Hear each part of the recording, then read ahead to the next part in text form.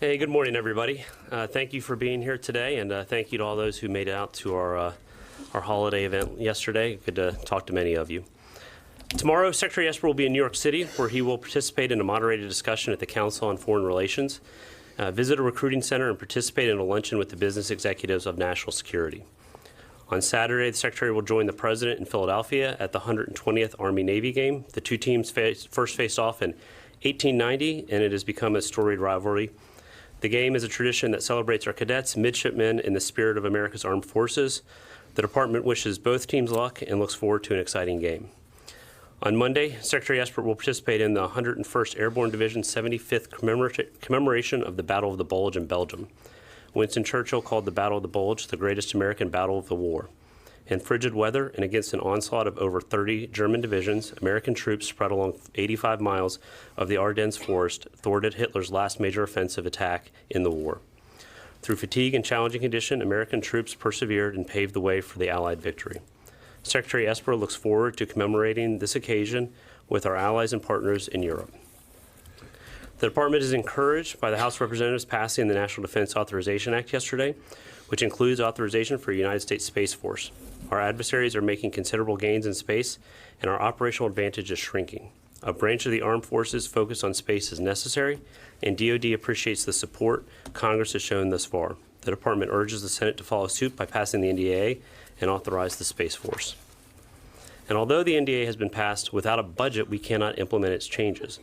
We cannot implement Space Force, we cannot give raises to troops, we cannot begin new programs. CRs continue to negatively impact readiness, lethality, maintenance efforts, training, acquisitions, and more. It is unacceptable to go a quarter of the fiscal year on a CR.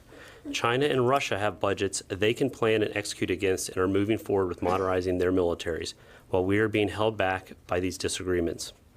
The Department urges Congress to pass a budget next week so we can continue the progress made under the previous budget deal, along with the National Defense Strategy's 3 lines of efforts. It is imperative that the Department have steady, predictable funding at the requested top line to best compete in this era of great power competition. Finally, I want to discuss the recent shootings in Pearl Harbor and Pensacola. The entire Department of Defense is devastated by these attacks.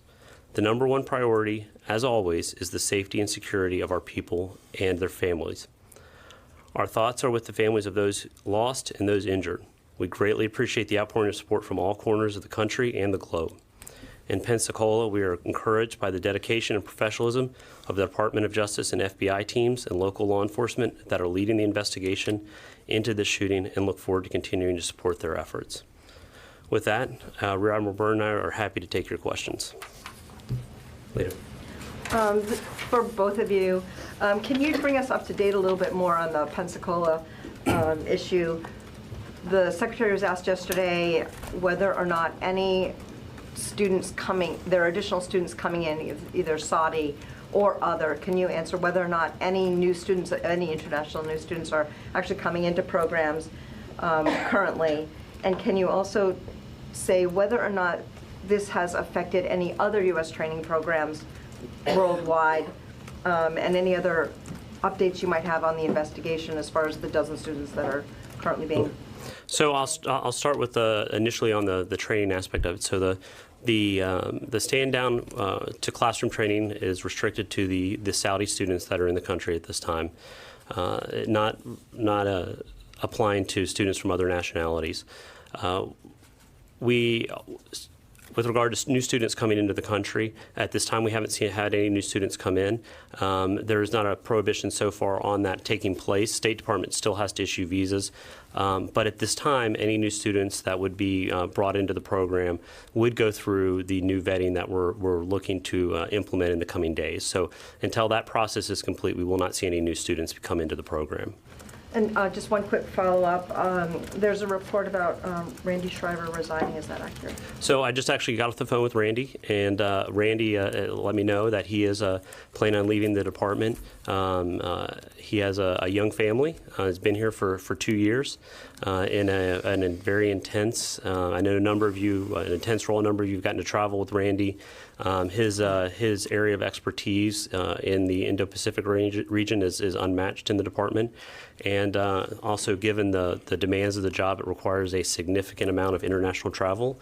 And as you guys know, going back and forth to Mongolia, Japan, Korea, Australia, China on a near bi-weekly basis takes a toll on a family. And so Randy is looking to move on to another position. So appreciate everything he's offered the department, and look forward to seeing what he does next.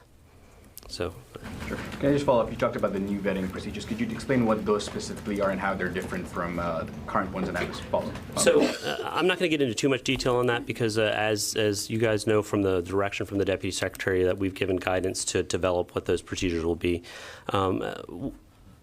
Traditionally with the students coming in, they go through the home country vetting process, where a number of these countries they're looking to send their best students here to brush up on their skills and to then come back and be able to excel in their own militaries. And just to remember that these are a program we've had.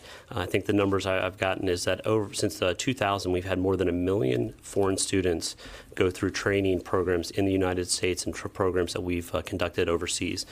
This is considered a vital tool in our ability to, one, help our partners increase their capabilities and their defensive capabilities, two, to help them increase their ability to interact with us in joint measures so that they understand our processes, so that if we end up having to go to war together, that we have that capability, and three, to help build up the cultural understanding of our partners. The trip we just went on in Asia, I think there are a number of different leaders that we met with who had actually gone through the training programs in the U.S. and had gone to the same training programs at Fort Bragg or at Pensacola or in Texas and had an understanding of the military and had built relationships with U.S. personnel. So these are vital programs. But traditionally the training, the vetting has gone through State Department and DHS making a vetting, with DOD doing a little bit of a touch as well. What we're looking to do is to increase that. So we're looking to take the information we can get from Department of State, from the host countries, and then take it and then run it through systems we have.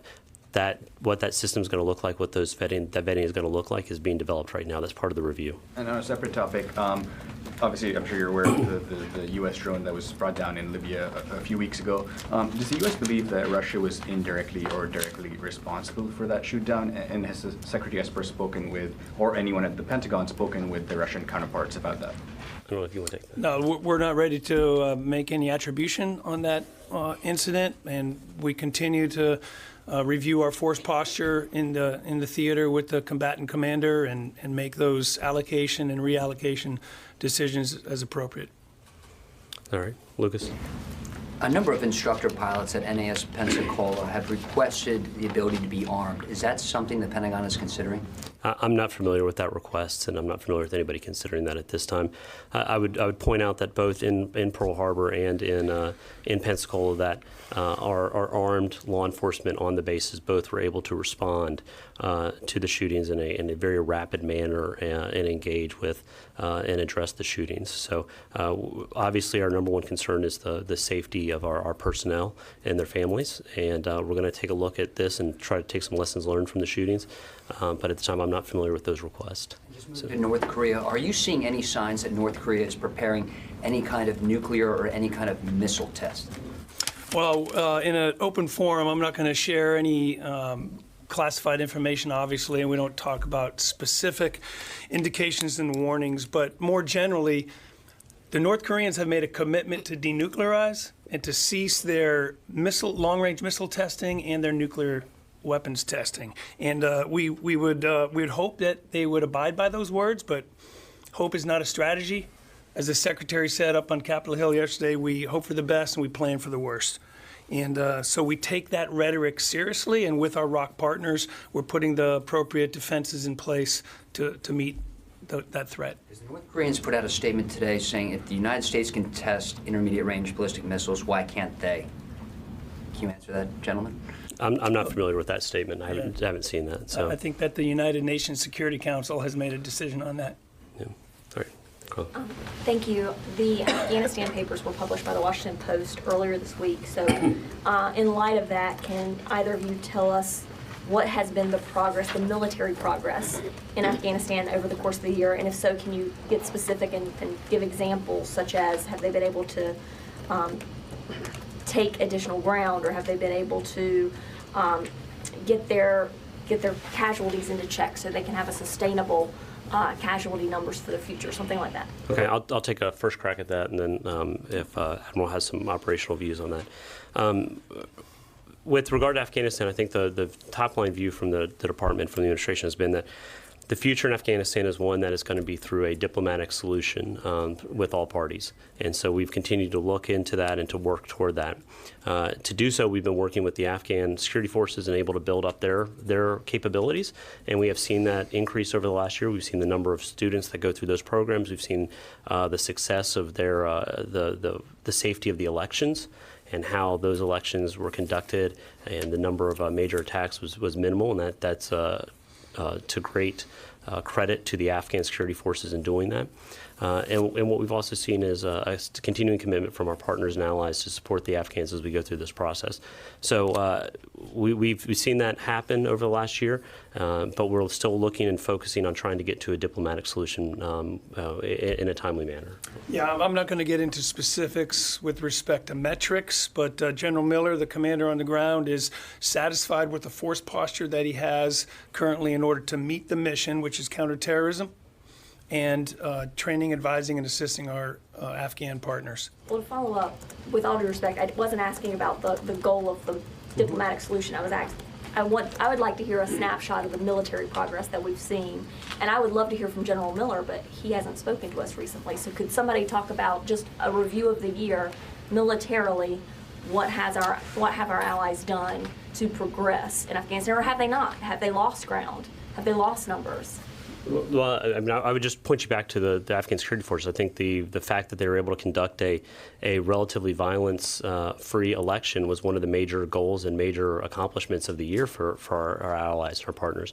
That we've been able to train. I can get you the training numbers, but the amount of training that we've done with them is obviously one of the major goals and major things that we've been working on. That they've been able to increase that training, and that they've been able to deploy a force that had the capability to protect their population and have a relatively violence-free election. I think that's one of the major accomplishments. So, all right, we'll go around. Question on the National Defense Strategy. On December 6th, in roll call, Chairman Inhofe, Ranking Member Thornberry wrote an op-ed saying that they are concerned the Defense Department isn't really going to transform to do what has to be done to carry out the National Defense Strategy. They say, as evidence, there'd be voices of discontentment about this. Instead, it's eerily quiet. Can you assure them a winter of discontent is coming with the FY21 budget, that you're going to break glass, you're going to move forces, cancel programs, and do something to convince them that the NDS is real? I haven't heard anyone who doesn't think the NDS is real. I know the commitment from the Secretary on down has been a forceful focus on implementing the NDS. I think those of you who've interacted with the Secretary knows it's one of his prime concerns, as well as with the Chairman. The fact that there has not been voices of discontent, I don't think that is a good measure for whether it's been implemented, because I think one of the things you look at is the NDS was developed in how it was developed. It wasn't a plan that came on down from high. It was a plan that was developed through significant interaction and review and consultation of members of the Defense Department, the interagency, and I think it's more the lack of discontent is more of an indication of the fact that you had a collaborative process that came together, and the fact that people agree with the goals. There are very few people, I think, that would challenge the fact that our future adversaries are China and Russia, and that we need to be adjusting our force posture to confront them. Yeah, I would agree that that the focus is on those three lines of effort: improving our lethality, enhancing our network of partners and allies, and reforming the department. Now, the lethality piece, the partner and allies piece, is what we are in consultation with the combatant commands every single day, 24/7. The reforming of the department, we tend to think of the budget process as the Pentagon as the center of the universe of the budget process, but I would assure you that the reform measures that we are undertaking are felt globally. And I say that in a good way. I don't mean to say that there are cuts being taken in every corner of the globe. There are efficiencies being gained in order to make us more lethal. Laura. So with the departure of ASD Shriver, I'm just wondering if you could update us on how many vacancies OSD has now among its senior leadership. And I think it was 14 as of September 5th. Some people have been confirmed, but there have been a few more resignations. So can you update on that and tell us how that is impacting the department? I can get you a number. I don't have it in front of me right now. I think that's probably close to it, the number. We've actually had additional people come on board. We have swearing-ins every week of new. We've got a couple new DASs coming on board next week. We've got additional people coming on in the weeks to come. It's a large department. We have people who have been here for a long period and have been working incredibly hard. As you can imagine, it's a stressful, and it's a jobs here that take up a lot of your bandwidth and time, and so it's not unusual for people to look to move. But I can get you an update on numbers. I know that we're looking to bring on, and we'll have some personnel announcements in the coming weeks, likely possibly after the holiday, as we look to bring on some new people. There was also, just to follow up, there was just a report that Guy Roberts, the former ASD for nuclear, chemical, and biological programs, when he resigned, he was being investigated for allegations of sexual harassment. Can you comment on those? I'm not familiar with that at all. That report just came out. I'm not familiar with it at all. Go ahead. In light of the North Korea developments, is the Pentagon reconsidering the suspension of large-scale exercises with South Korea? Well, the Secretary made very clear that the cancellation of this year's combined flying event was made as a sign of good faith. And that is in order to allow room for negotiations to complete. There are a lot of negotiations and discussions taking place with respect to the Republic of Korea, whether it's GSOMIA or the SMA, but from the military to military perspective, General Abrams and his Republic of Korea counterpart are tasked with maintaining the readiness to fight tonight. The fact that large-scale exercises have been scaled back does not mean that training has stopped. Unit-level training, squadron-level training, staff-to-staff level training continues, and it continues 24/7 because it is a combined force out there. Will you be reconsidering the suspension in the coming weeks, or? We're always considering what's next with respect to maintaining readiness, with respect to training events, and what's happening day to day. One quick question on Iran. Have you seen any more signs of hostilities in the Persian Gulf since the drone, the downing of the drone? Sorry, can you repeat that? I Have you seen any more signs of hostilities in the Persian Gulf from Iran? I can just speak generally to Iran and the fact that our goal with Iran remains the same. We would like to see them end their nuclear program, limit their ballistic missile program, and also stop their support from malign actors. So whether we've seen them with direct attributable action or their continued support for malign actors, they've been continuing to support those efforts and their proxies throughout the region, and we'd like to see that continue, that stop. Jeff. Thank you. The Washington Post also reported that for 20 years, defense officials have altered statistics to give a sense of false progress in Afghanistan. What assurances can you give that this department will provide accurate information about Afghanistan going forward? So one, I'd quibble with the idea that we weren't providing it in the past. I think what we see from the report from the Washington Post is looking at individuals giving retrospectives years later on what they may have believed at the time. This department is attempted to be honest, open, transparent in all of its actions with the American people.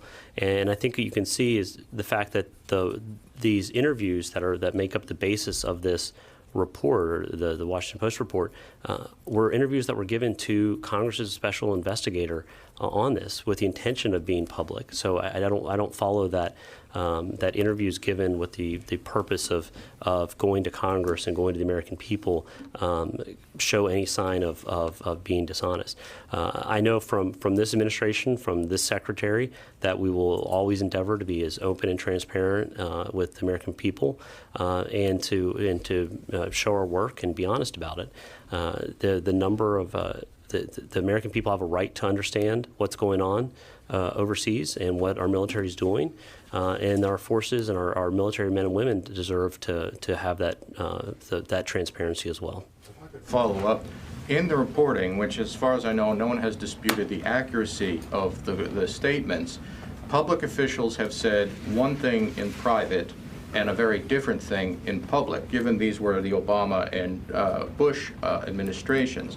But given this this difference between what they're saying in public and private, why should the American public trust anything that the military says about Afghanistan?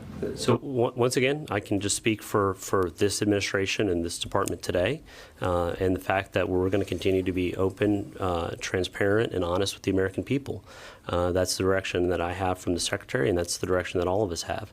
And also I would point out once again that those statements appeared for the most part to be people looking back retrospectively on things that they had said previously and using hindsight to speak to comments they had made. So people. You just said that transparency and open about what's happening overseas and that it's the right of the American people to hear it. However, ever since General Miller has assumed command, he's never given a Pentagon press briefing. There's been no information. I've asked for over a year when this briefing is going to happen. I've sent emails saying, when are you going to do a briefing? Gotten silence. When is the Pentagon press corps going to hear from the commander of Resolute Support about the Afghanistan war? Okay, I can take that for action. I was not familiar that you'd had that request in. I'll be happy to take it and talk to the general. I will note that yesterday he was on the Hill briefing Congress on this. In a closed hearing, though. He was briefing the American people's representatives on what's going on in Afghanistan. So, but I understand your point, and it's a fair question, and I'll be happy to take that. So I have two questions. First, on a follow-up on Afghanistan. You said the future of Afghanistan is a diplomatic solution. After 19 years of war fighting against Taliban, billions of dollars of spending and thousands of casualties, is that the conclusion that you ended up with? Diplomatic solution with Taliban? I think right now what we've in Afghanistan we have worked to a position where we've been helping the Afghan security forces reach to where they have inherent and capabilities to handle their defensive needs, and we're going to continue to help them to grow that. But that they need to work with the other parties in the country to come to a diplomatic solution. That's the path that we've set out, that we're helping the Department of State pursue, and that's the stated goals of this administration right now.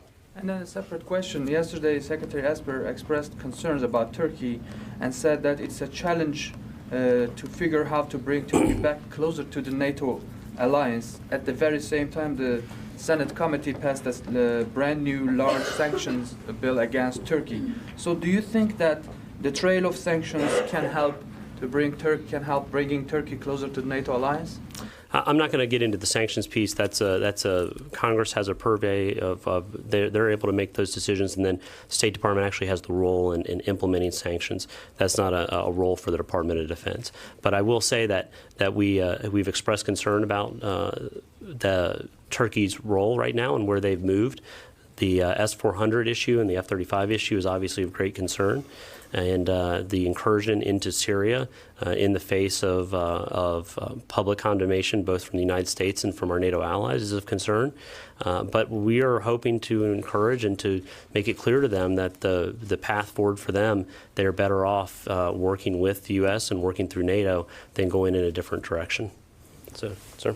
One on Turkey and one on Iran, just because you guys just did Turkey. Can you just give us a status of the S-400s? Are they turned on? And is there anything that Turkey can do to keep them in a box, so to speak? And would that be acceptable to the Pentagon? And then Iran, State Department officials, including Brian Hook this morning, talked about restoring deterrence.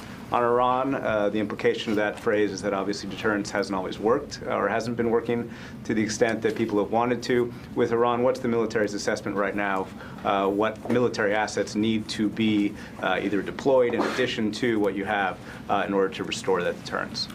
So I don't have an update on the S-400 on what's going on right now. I don't know if you do. We're aware that there was some testing going on. We have no indications that it's actually employed in the field.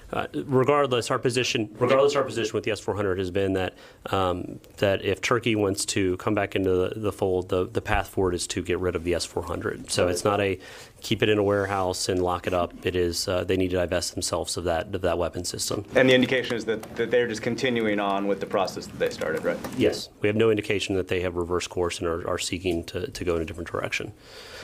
With regard to Iran, I'm not familiar with Representative Hook's comments on that. I'll say that we believe we have forces in place and we're continuing to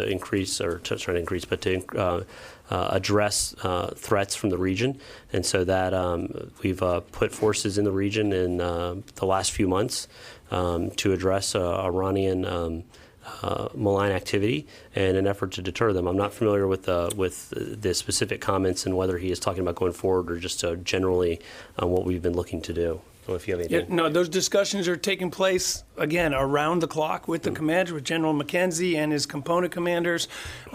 We are all rather comfortable right now with the force posture that we have in place. There are no active plans to drastically increase or decrease, though having said that, we're the U.S. military, and what we do is we plan, and we're planning for those contingencies all the time. That's frankly what we do the best. And I would just point out that a lot of our efforts with regard to planning on force deployments, they're obviously dictated or they're implicated by the actions of our adversaries. And so we would look to see what Iran is doing in the region, and if they do something that we may end up having to react to make a change to what our plans are currently. Sorry, you just said no plans to drastically increase or decrease. Any plans to increase or decrease without the adverb? I think what I would say on that is we always have forces going in and out of the theater. So if one ship goes in and one ship comes out, some may read that as an increase, or some may read that as steady state. But at any day, we have hundreds of forces traveling around and redeploying. I was looking at the numbers. Coming and going every day. Yeah, so go back. Can I ask again about Pensacola? Can you clarify something the Secretary said yesterday? Sure. He said about a dozen of the Saudi students who were friends or acquaintances of the shooter were under the control of the FBI. What does that specifically mean? Are they segregated at a certain portion of Pensacola? So sure, I'll be happy to clarify that. So what the Secretary was referring to is there were a number of Saudi students that were acquaintances of the shooter, and as part of the investigation, the Saudi commander, the training commander on the ground, their commanding officer, has ordered them to be restricted to quarters. So they are restricted in where they can go, and on the base. That's been done in coordination with the Saudi government and at our request, so that they are available to law enforcement who are continuing with the investigation. So they have been given orders to be restricted, and we're working with them to ensure that they follow that guidance as we work through the investigation. And about all of the Saudi students, I believe there's something like 152 at Pensacola. Are they allowed to leave the base, or are they restricted to the base as of now? At this time, I'm not familiar with any restrictions to base for all other students. The only change has been so far that they are stand down in operational training, and that they are conducting only classroom training at this time. So, Phil? Just quick clarification, then a question. So they're restricted to quarters, or they're restricted to certain parts of the base? My understanding, and I can get a clarification for you, but a restriction to quarters. I'm sure that they still have access, obviously, to food and medical care and all those. I can get you a better definition of what quarters means, but they're not free to move about. Yeah, that'd be great if you could send it to everybody. Sure. I'm sure everybody would like to know. And then on Libya, just to clarify, so the combatant commander was quite clear that he thought that the drone was either in the custody of the LNA or of the Russian mercenaries. What do you believe happened? You said you weren't ready to make attribution at this point. Could you just explain what do you think happened to the drone that was shot down? Or if you're not prepared to discuss it. I'm not prepared to discuss in this forum. Okay. Yes, ma'am. The Defense, Christina Anderson, AWPS News. Thank you for doing this, by the way. A couple of days ago, the defense secretaries from Finland and Sweden were here, and they had a discussion. And there's been reports about rising tensions, asymmetric threats, that sort of thing in the North Sea area as well as the Black Sea. So I'm wondering if there's any thought about changing force posture in that area beyond NATO, our commitment to NATO. I'm not familiar with any of those, and I think with asymmetric threats, I don't know that would be, deploying additional assets into the area would be the path we would take. What I'd say is that we do. One of our concerns, particularly in Europe, is that the Russians are developing asymmetric weapons, and that we've got to look to challenges, whether it's hypersonics, whether they are cyber weapons, and so we've been taking measures to develop those and countermeasures to them as well. But your point to force posture in that region goes back to the discussion of the force posture in the Middle East as well.